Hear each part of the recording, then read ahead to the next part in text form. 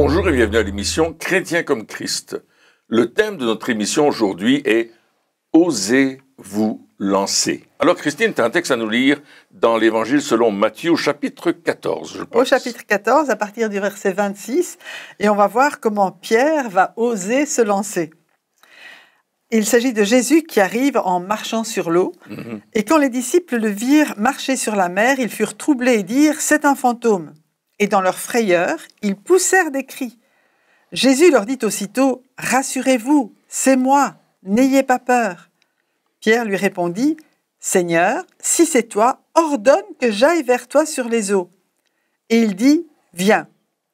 Pierre sortit de la barque et marcha sur les eaux pour aller vers Jésus. Mais voyant que le vent était fort, il eut peur, et comme il commençait à enfoncer, il s'écria « Seigneur, sauve-moi » Aussitôt, Jésus étendit la main, le saisit et lui dit « Homme de peu de foi, pourquoi as-tu douté ?» Et ils montèrent dans la barque, le vent cessa. Ceux qui étaient dans la barque vinrent se prosterner devant Jésus et dirent « Tu es véritablement le Fils de Dieu ». Alors on voit ici une situation qui apparemment est effrayante, effectivement, si on voit quelqu'un qui, tout en blanc, qui vient marcher sur la mer, on se pose des questions et tout le monde avait peur, sauf que Jésus va les rassurer et Pierre va dire « Mais si c'est toi, ordonne que je vienne vers toi. » Et un seul mot, Jésus dit « Viens » et Pierre se lance. Ouais. Qu'est-ce que nous aurions fait à sa place? Oui, je pense que c'est ça vraiment, c'est cette attitude qui est tellement intéressante parce qu'on a vu être revêtu du Saint-Esprit, on a vu que Dieu nous donnait ses capacités surnaturelles, etc. Mais ici, on parle de Pierre avant qu'il ait reçu le Saint-Esprit et il a eu cette capacité peut-être ou cette attitude de ne pas réfléchir avant d'agir. Et je pense que si on veut travailler avec le Saint-Esprit, il va falloir qu'on ait un peu, voire beaucoup de cette manière de faire. Oui, c'est une grande sensibilité que Pierre il peut avoir parce que, en fait, Jésus a dit aux disciples juste avant, passez de l'autre côté, moi je m'occupe de fermer la boutique, si je peux dire ainsi, il est allé prier sur la montagne, puis il a dit, passez de l'autre côté. Et eux, ils ont dit, ok, on y va. Et ils sont partis, ils ont commencé à ramer. On se souvient que c'était vraiment des marins professionnels, donc ils connaissaient la mer, ils savaient tous les phénomènes qu'on peut vivre quand on est sur la mer. Et puis voilà que tout d'un coup, alors qu'ils sont dans l'obéissance de faire quelque chose, un autre événement est en train de s'ajouter à cet événement. C'est Jésus qui les rejoint d'une manière surnaturelle. Et là, on a le droit de se poser des questions. Qu'est-ce qui se passe ?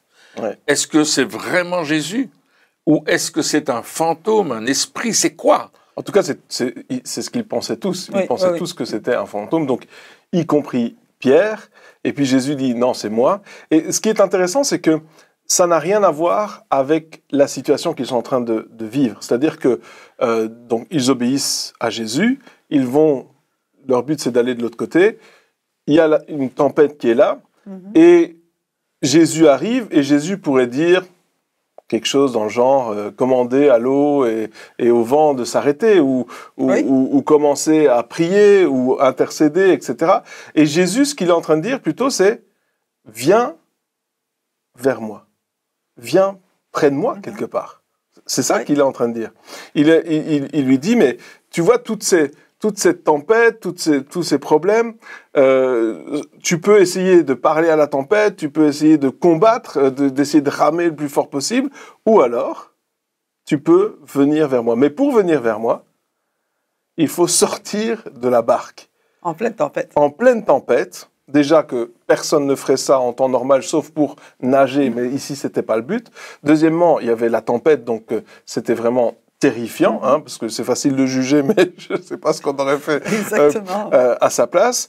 Et puis donc, en plus, c'est totalement illogique de manière naturelle, mais c'est illogique même dans la situation. Donc Et pourtant, il y a cette demande qui dit « Viens vers moi ».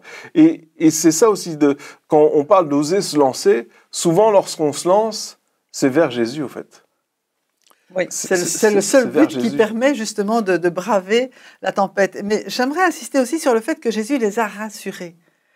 Et quand on vit dans la tempête, la première chose que Jésus va faire, c'est « Rassure-toi, n'aie pas peur, je suis là ». Et après seulement, bien sûr, Pierre va dire « Mais si c'est vrai, si vraiment tu es là, ben, ordonne que je fasse quelque chose, que je puisse faire quelque chose d'extraordinaire. Et par exemple, aller vers toi en marchant sur l'eau. » Et Jésus dit « Ok, viens ». Et sur cette parole de Jésus, une seule parole, un seul mot de Jésus va dire « Là, je te crois et je fais le pas ». Et il va faire le pas, il va sortir en pleine tempête, c'est quand même extraordinaire. C'est comme s'il sortait de la situation pour aller à Jésus. Et c'est ce que Jésus nous demande en fait dans la tempête. C'est de sortir, d'arrêter d'évaluer la situation, de garder le regard fixé sur lui et puis de lui dire « Ok, je te fais confiance, tu me rassures, tu me dis que je ne dois pas avoir peur, j'ai pas peur, je viens. » Ça, c'était la première démarche de Pierre. Bon, on sait qu'après, c'est pas facile de garder le cap. Il n'a pas gardé le cap tout le temps, mais quand même, il a fait quoi. Oui, et on voit aussi que Jésus marche sur l'eau, il est au-dessus des événements ou des éléments. Il est au-dessus. Il dit, ça c'est ma position, on est au-dessus.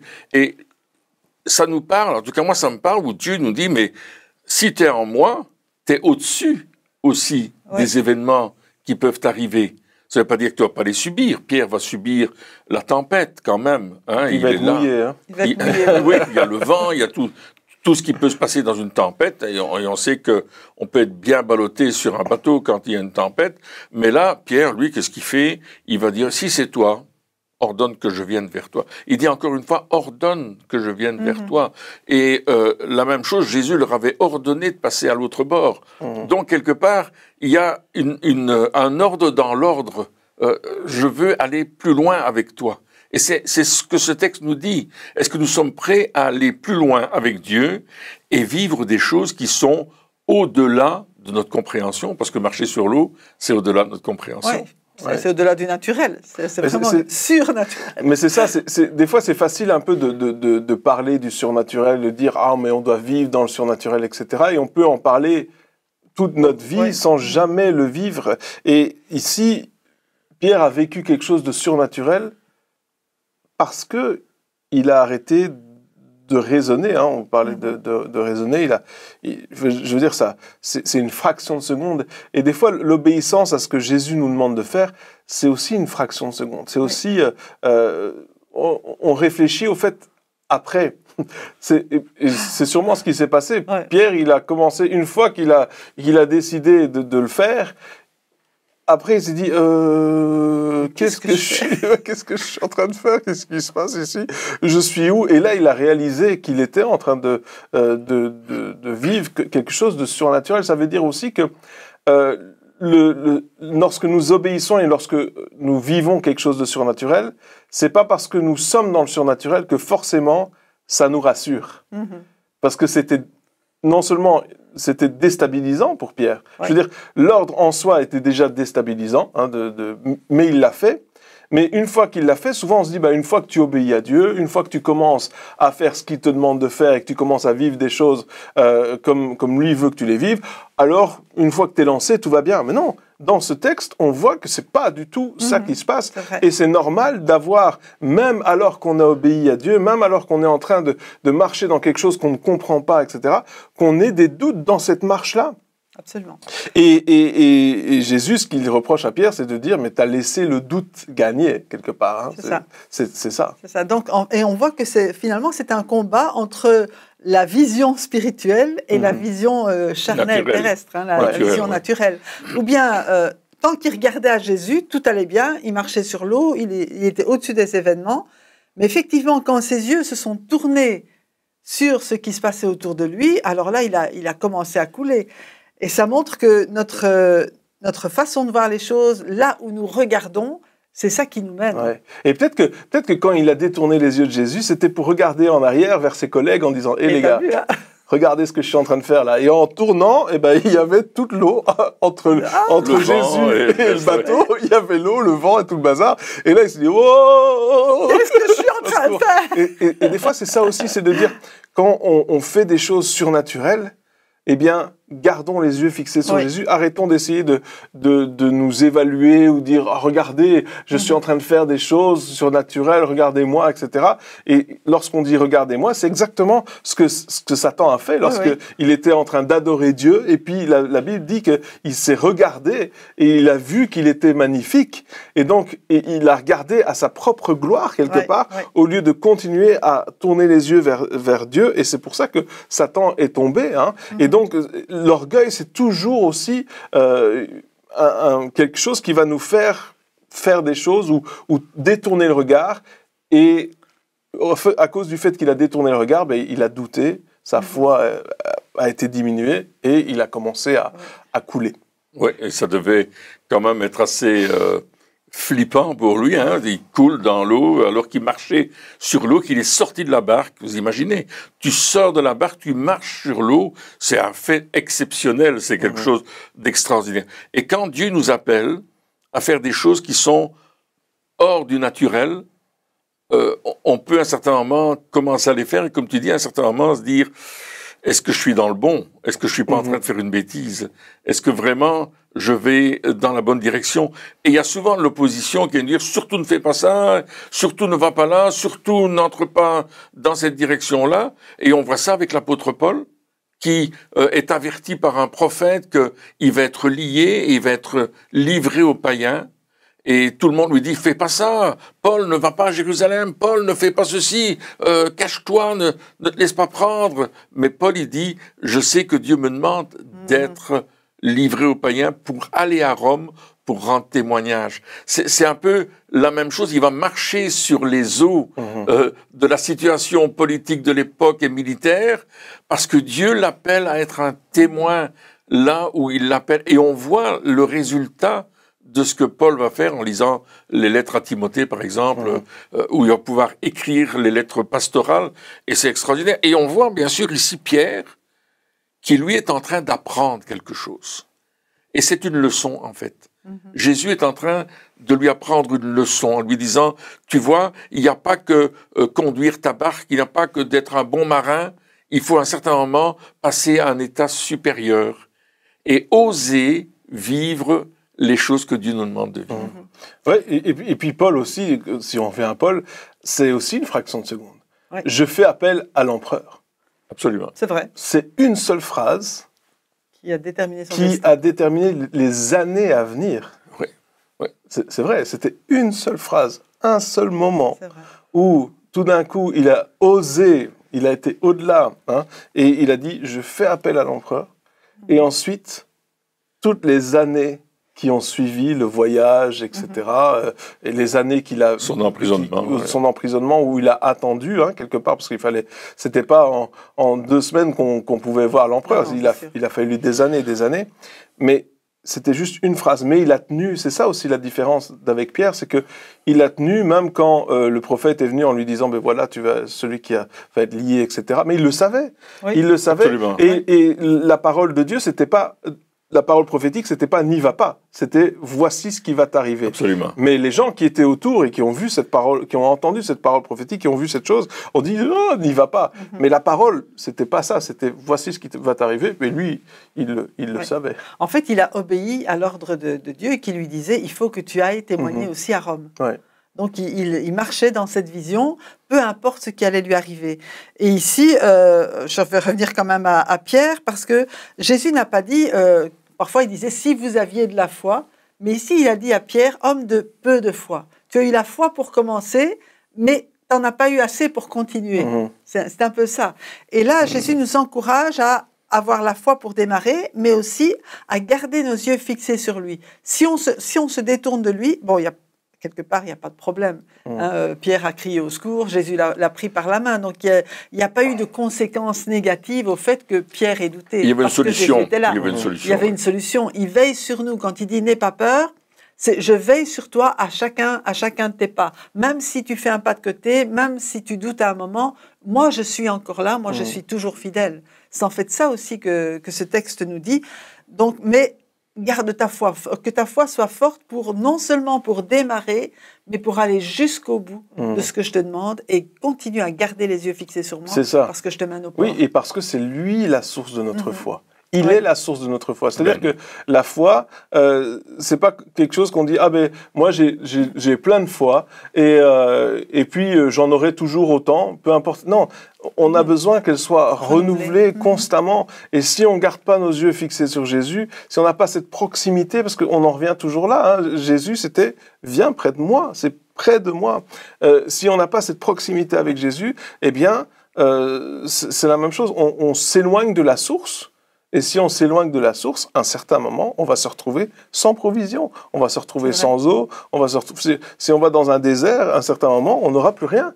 Et donc, Jésus dit, mais surtout, ne fais pas ça, reste près de moi. Et puis, cette attitude, tu disais que Pierre, il a appris une leçon en disant, ok, je vais aller au-delà. Et on voit que c'est ce qui se passe aussi à la Pentecôte. Oui. Hein, le Saint-Esprit descend sur eux, hein, ils sont revêtus du Saint-Esprit, c'est pour ça qu'on parle de ça aussi, donc ils sont revêtus du Saint-Esprit. Et qui est la personne qui se lève pour parler ?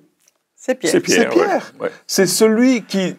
Il n'a pas fait d'études, c'est un pêcheur, hein, donc lui son truc c'est les poissons. c'est pas vraiment des gens qui ont la capacité de parler à des foules, etc. Et puis Pierre il se lève et c'est lui qui va dire un discours qui va toucher toutes ces personnes qui sont là, 3000 personnes, qui va toucher 3000 personnes, un discours qui va vivement les émouvoir, qui va les amener à vouloir changer de comportement, et il va commencer à donner des détails, ça va être extraordinaire, mais je peux pas m'empêcher de me dire, c'était la même situation pour lui, dans le sens où c'est comme marcher sur les eaux, il a jamais fait de discours de toute sa vie, et là il se retrouve devant 3000 personnes, et il commence à faire un discours qui dure quand même, c'était pas 2 secondes, ça a duré quand même un bon bout de temps, et là, il a continué, il s'est pas arrêté en plein milieu, il a pas commencé, puis il s'est arrêté, donc c'est comme s'il avait appris la leçon, et il a marché sur les eaux, et là, c'était complètement surnaturel aussi. Et ce discours de Pierre, et on voit qu'il y a un switch. Dans le premier chapitre, c'est Jésus qui parle, attendez ce que je vous ai promis, vous allez recevoir, etc. Et puis dans Acte 2, lorsque l'Esprit de Dieu descend et qu'il les remplit selon la promesse de Joël chapitre 2, on voit que c'est Pierre qui parle. Maintenant, c'est passé de Jésus aux apôtres, à travers le Saint-Esprit, qui va ouvrir une porte extraordinaire, qui nous fait pénétrer dans les actes des apôtres, où on découvre comment Dieu va se servir d'hommes simples, d'hommes et de femmes simples, pour étendre son royaume au-delà. Ouais. Et on voit cette obéissance de Pierre, lorsqu'il est dans la barque, il marche sur l'eau, il apprend une leçon qui va, comme tu l'as dit tout à l'heure, qui va répéter à la Pentecôte, et là, il ouvre une porte extraordinaire pour que le monde entier soit atteint par l'Évangile. Oui, et ça ne va pas se faire en un jour, mais Pierre va persévérer, et on trouve Pierre dans plein de situations où il va aller de lieu en lieu, il va ressusciter des morts, il va faire toutes sortes de choses extraordinaires, hein, il va ouvrir la porte pour les païens chez Corneille, chapitre 10, etc. Vraiment, il y a une ouverture fantastique. Et c'est le même Pierre. Oui. Ouais. Et en fait, le fait qu'il est là, probablement au portique de Salomon, hein, on avait vu au temple, et il y a 3000 personnes qui viennent, la majorité des religieux aussi quand même, c'est des gens qui étaient venus pour la Pentecôte, qui étaient venus pour la fête. Et lui, il va rassembler ce qui est dans la parole de Dieu, dans la Torah, comme si c'était un érudit, je vais dire, de la parole. Il va parler comme un maître de la parole alors qu'il n'a jamais étudié. Et le Saint-Esprit va lui inspirer ce discours qui va remettre Jésus, je vais dire, le faire apparaître de l'Ancien Testament jusqu'à ce moment-là pour dire, mais c'est vraiment le Messie que vous attendez, et c'est lui en plus que vous avez crucifié. Sans qu'il ait préparé quoi que ce soit. Sans qu'il ait préparé. Il n'a pas préparé son discours. Et puis il va les accuser, il dit, c'est vous qui l'avez crucifié, là, on fait quoi maintenant? Au pas de la mort. Mais la différence, c'est que il y a beaucoup de gens qui connaissent la parole, mais Pierre, il connaissait le maître de la parole. Oui, c'est ça. Et il dépend du maître de la parole qui, à travers la personne du Saint-Esprit, Dieu le Saint-Esprit, va parler à travers lui d'une façon extraordinaire, parce qu'il va oser se lever et oser parler aux détracteurs qui étaient là et qui disaient mais ils sont pleins de vin doux, c'est la 9e heure du jour, qu'est-ce que c'est que cette histoire et eux ils ont rien compris, ils pensent que ils sont en train de faire la fête là et en fait oui ils font la fête mais la fête du Saint-Esprit. Ouais. Et c'est ça, et Pierre va faire de ce oser un style de vie quelque part. Oui. Hein, ça. Absolument. Parce que voilà, il est sorti de la barque une fois, ensuite il a commencé à prêcher, ensuite il va vers les non-juifs. Oui. Ah, bon, ça c'est vraiment, c'est vraiment sortir de la barque, hein, parce que pour lui c'est fort. Après, il y a son ombre qui guérit les malades. Enfin, je veux dire, il va de barque en barque. J'aimerais dire que il va de oser, et c'est ça aussi, c'est que lorsqu'on commence à oser, eh bien, on a envie d'oser encore. Oui, oui. Avec Dieu. Hein. Ici, on n'est pas en train de parler de faire selon nos sensations, nos sentiments ou nos propres désirs. Ici, bien sûr, on parle d'être poussé par le Saint-Esprit, d'obéir. Hein. On a vu que la base du texte où Pierre est sorti de la barque, c'était 1, Jésus avait donné un ordre d'être dans la barque, et 2, Jésus a donné un ordre de sortir de la barque. Donc, il était en obéissance à ce que Jésus était en train de dire, et c'est dans ce contexte-là qu'il faut oser, mais il faut oser. J'entendais l'histoire d'un homme l'autre jour il était parti chercher un café dans un truc de café, là, et il est là dans la file, et puis la dame qui sert le café était vraiment pas serviable, mauvaise humeur, elle claquait tout ce qui passait, elle parlait mal aux clients qui étaient devant lui, etc. Et puis lui, il était là, il attendait son café, il attendait dans la file, et puis le Saint-Esprit toque un peu à la porte de son cœur et dit mais il faut que tu fasses quelque chose pour cette femme. Il dit, tu veux que je fasse pour cette dame? Bien, il dit, mais il y a la rivière qui coule en toi, le fleuve d'eau vive qui coule au travers de toi. Et il dit, bon, ok. Et là, il commence à prier en langue, il commence et les gens autour de lui l'entendent faire ça, et puis il arrive devant la dame, c'est son tour, et puis la dame lui demande, mais qu'est-ce que vous faites? Il dit, mais je prie pour vous. Parce qu'elle était vraiment, et tous les clients sortaient fâchés quand il y a quelqu'un de mauvaise humeur dans une pièce. C'est contagieux. Donc vraiment, il y avait une tension dans ce magasin. Et puis, il est en train de dire, je prie pour vous. Et là, la femme, elle commence à pleurer. Elle dit, mais ma fille vient d'être diagnostiquée avec un cancer et j'aimerais ne pas être au travail, mais je suis au travail. Et puis, il n'y a rien qui va, etc. Et puis, il a dit, mais parce que j'ai osé. C'est bête comme phrase.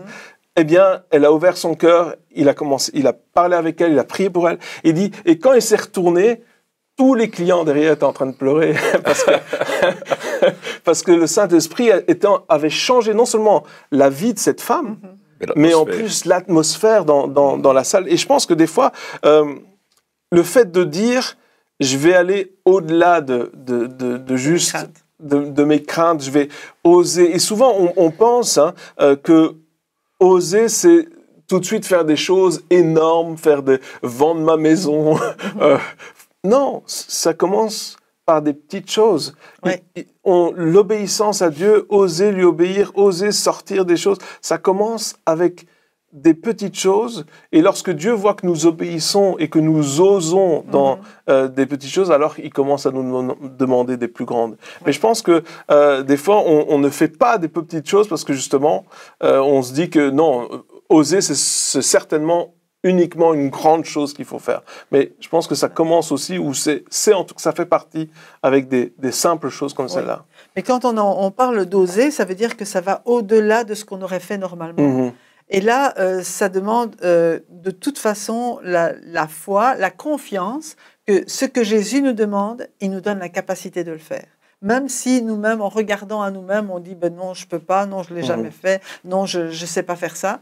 Mais si Dieu te le demande, c'est qu'il te donne la capacité de le faire. Quand Jésus a dit à Pierre, ben viens, ben Pierre humainement n'était pas capable de marcher sur l'eau, c'était impossible pour lui. Mais au moment où Jésus lui dit « viens », il lui donne la capacité de le faire. Ouais. Oui, et puis Pierre, à ce moment-là, était en train de regarder à Jésus.